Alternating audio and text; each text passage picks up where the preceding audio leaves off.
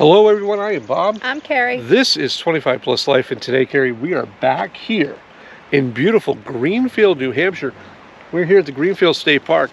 We walked you through this state park a year ago, about a year and a couple of months, and there's been quite a bit of changes, and we actually have some better equipment, so I want to come back out here because there was a lot of questions on this state park that we want to show you. We got the truck over here. We're going to head down to the loop. We're going to walk you through a loop tour. We're going to show you the bathrooms and show you what makes this one of our favorite state parks here in the state of New Hampshire. You ready? I'm ready. Let's do it, kid. Wake up. Today's gonna be a good day. Wake up. Today's gonna be a good day. Wake up. Today's gonna be a good day. And here we are inside the men's room. Very basic. You have your urinals here. Toilets here. Pretty much it. No shower facilities, but it is all cleaned and maintained and well lit, which is pretty good. All right, so we just went inside the little convenience center. I've seen a lot of work that's been put into this place in the last year, which is why I wanted to come back, because not only is this one of our favorite places, but it's nice to see what upgrades they've made, and they seem to be constantly doing something here to make sure that, and I think that basically, like, what I'm trying to get at, so they're doing like things a loop at a time. Yeah. And they're kind of revamping things, fixing the roads. Each year we notice that they do a little more. But some of the sites up here are absolutely huge. This is site 171. Let's take a walk up here. Now, They're busy. for most of like New England, this is pretty much how it is. Their state parks are very primitive. There's no hookups here. There's no, water, that type of stuff. But what you do get are pretty good sized sites. So you have all this here, and you have your standard picnic table, and you have your standard fire ring. And then what's really cool about these sites is that they're all linked together. On this particular loop anyway, there's little paths from one site to the next. That makes that pretty cool if you're traveling by group. This site here, again, really spacious, 171, and we're only talking about $25 a night. That's pretty darn cheap, for what this area has to offer. You're right here. There's a beautiful body of water out here. There's fishing. There's, obviously camping, but there's a beach for swimming, stuff like that. What's really cool about this is not only do they have their own beach area that has for day use, and there's a boat area down there as well. It's a really nice boat launch, probably one of the better boat launches up in this area. But they have a beach for campers only, which is pretty cool too. So, and this one here is site 173. Is marked by the brown and white, which is different than brown and yellow, so I kind of lost my train of thought. There's another one that's really nice here. It's 174. And you see you have your setup there. Similar, but you can fit a pretty good sized RV in there. And that's one of the things that we're noticing this weekend versus most of the times that we've been up here. It's all tents. It's a lot of tent camping going on up here this season, which is interesting because every time we've been through here. Like, hold, please. I have a rock in my shoe. Well, as Carrie adjusts her foot and get the rock out, what we're noticing here is that there's a lot more tent campers this season as opposed to any other time we've been here. There's been a plethora of RVs, and the majority of it would be RV parking. Some of the state park rangers here are incredibly nice. Although I don't have a park pass on my truck. They may tow my truck at this point. I'm not quite sure. But for the most part, they are allowing us to come through and re-video here. So, yeah, as far as quiet goes, it's a weird mix here. So we've noticed that at the beginning of the season, it's mostly older people. And then as the season progresses, obviously schools get out. You have a lot more kids, but for a state park, with the amount of kids that they have through here. It's really quiet and very well done. So you can't really have any issues there. This here is 182. And 182 takes you down through here. And again, look at the size. You know, you totally get your RV in here. You can get Class A in here. And have plenty of room to set up. Especially with your picnic table, your fire ring. And these are all movable. Which is fantastic. Because you're not stuck in one little spot. That being said, as far as cell phone coverage here, this is where it gets a little wonky. If you're working from the road, like we do on occasion, you do have issues of coverage with Xfinity, which is on the Verizon network. I have 2 bars. Just 2 bars here. We also, with our T-Mobile. Loads. Yeah, and yeah, we have 2 bars, but nothing loads at all. With our T-Mobile hotspot, we have about 4 bars of LTE. Yep. And it's a signal that we can actually do stuff with. So, which is pretty good. Because I'll say with the coverage here, as far as like sky cover, tree cover, there is no satellite TV. No. So, you know, there's little things to do. Depending on how you're looking at it, if you're doing the, you know, if you're camping or if you're traveling, like we tend to do more of. We travel probably more than we camp. But this is definitely one that I would put on the list for camping. Right? Plus, Definitely. not for nothing, I've cooked some pretty good meals in this park. And, yeah. Speaking of which. In which, yeah, it's roughly maybe 10:30, 11 o'clock. Yeah, but 10:30. that's like burgers. On a Saturday morning here, and it smells amazing with burgers and breakfast and everything else going on. But everybody here, incredibly friendly. And yeah, so we're going to walk you through and show you a little more. Take you down, show you the beach if we can get down there. Are we going to take And then- we can't leave the truck there. At some point we'll have to walk. Yeah. We'll have to walk back to grab the truck because as nice as everybody is here, I kind of need the truck too. They decide to tow it out. But yeah, this is what you're working with here.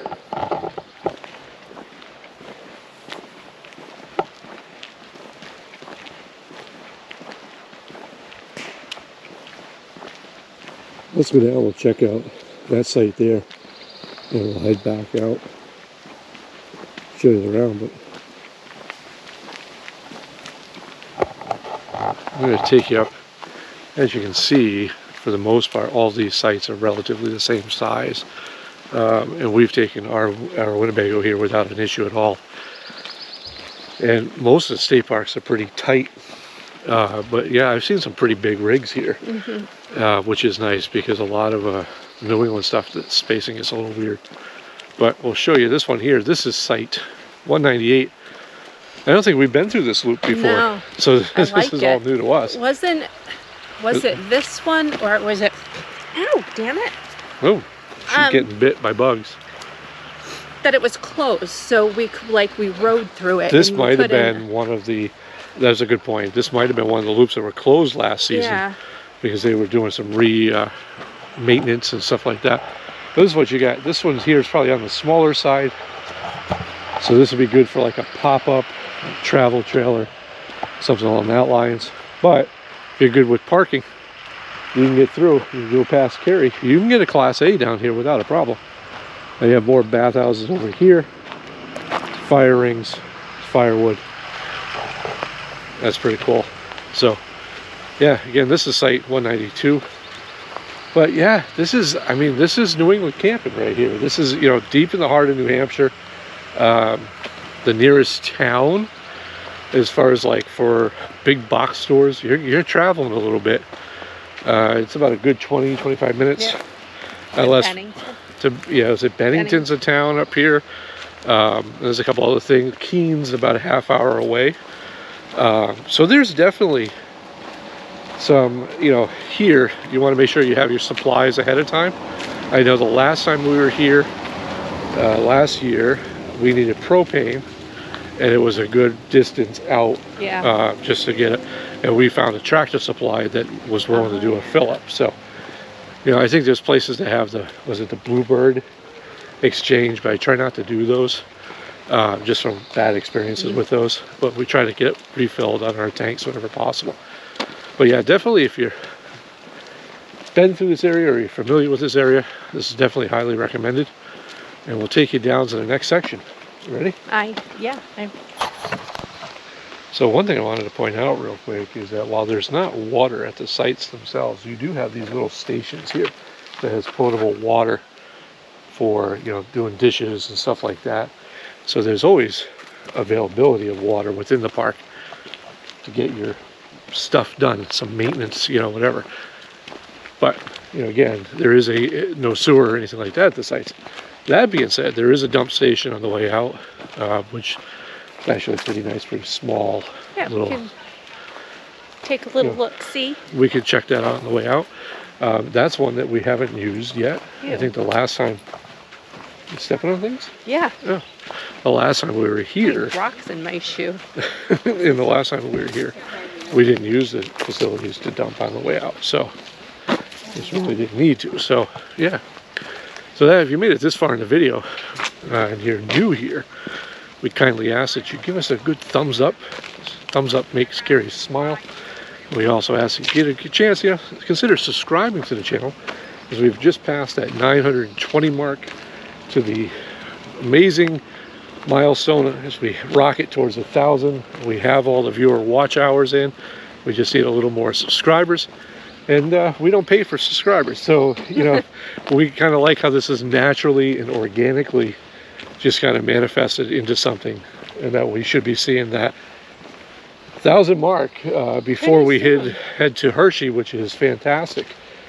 So, and we can only do this with your support and your, you know, thumbs up. At the same time, if you've been here to Greenfield State Park, leave us a comment below if there's another state park in New Hampshire that you think is even better than this. I want to know too, because we've only been to a handful in the state of New Hampshire. So let's go down. We're going to pick up the truck now, and we're going to head down to the Campers Beach and try to show you that. And I do see that the truck is, young lady there in the back of her pickup is heading down. That's some old school stuff right there. I remember being a kid and being in the back of a pickup truck and whatever. It's nice to see that, especially as we travel through New England. These are things that we see randomly, and it's great. So the truck is there, so they didn't tow us out. No tickets, no. We thank you, a very special thank you to the state park rangers here in New Hampshire and Vermont, who have been fantastic letting us come through and video some of these state parks, and you know, just letting us do our thing. We really appreciate you guys and the amount of work that goes into maintaining these places, so that people like me, and you can wander through. I mentioned it's allergy season the whole time that we're in New England. It's been I can't breathe. It's terrible. But it wouldn't be so bad if one remembered to take their allergy medicine. Well, yeah. And that's part of when we've talked in the past about going full time and whatever it would be, leaving New England, because my allergies are insane. And it seems to be the older I get, the worse they are. We're going to get run over. We'll catch up with you in a couple minutes. So we lock up the truck and we head down here. This is the Campers Beach. And a couple of things I want to point out real quick while we're walking down this path is, one, the trail system through here. There's a lot of hiking. So if you're looking to do... Where does that one go? That goes up over to the loop that we just came from, which is like the 180s, 190s. It's a loop that goes right up the hill and around. And then we touch on it briefly for a second or two. I want to talk about internet coverage, right? Because as we start to go full time and we're looking into all our options, we've picked up a Wi-Fi Inseego, I believe it's called, through T-Mobile. And we're trying them out, and I will say, so far I'm thoroughly impressed. We run off the Xfinity cell phones here. Yeah, there isn't anything. Which is Verizon, and that is pretty much non-existent. And was then one X or whatever is nothing, nada. the Encego through T-Mobile, however, is 4 bars of 5G coverage, which, I mean, that's like, you know, blazing fast for this area. That's insane, just to be able to have that coverage. But we're just going to walk you over here to the beach and just kind of show you what you got here without really invading anybody's space. But this is really the star point of this campground, is the amount of fishing you can do and